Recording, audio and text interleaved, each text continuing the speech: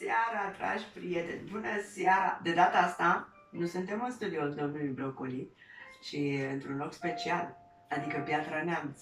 Eu, asistenta domnului Brocoli, am fost trimisă în delegație la asistentei domnului Brocoli, Evelina.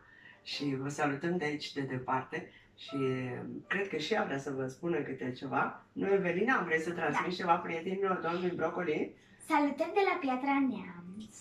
Vă pupăm și în seara asta vrem să vă spunem o poveste chiar de aici, din România. Oh, și este ceva altceva decât ați văzut voi până acum și ați auzit. Eu sunt convinsă că o să vă placă. Sunteți pregătiți, da? Începem. Temă de vacanță. Tot este vacanță încă.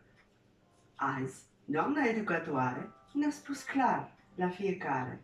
Temă de vacanță toată, cu atenție dictată. Tema voastră, dragi copii, este ca în orice zi. Dimineața să zâmbiți, imediat ce vă treziți.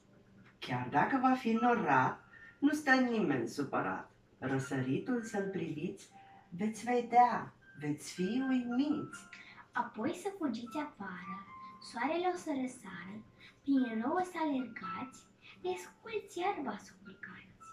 Lăsați răul de la munte să vă atingă și pe frunte, să notați în mare până la apus de soare.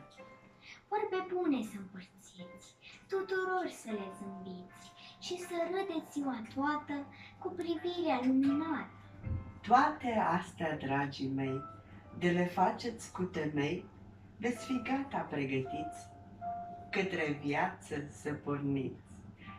Cu tot dragul și dragostea noastră, salutări din partea domnului Brocoli și pupicioi mulți din partea noastră.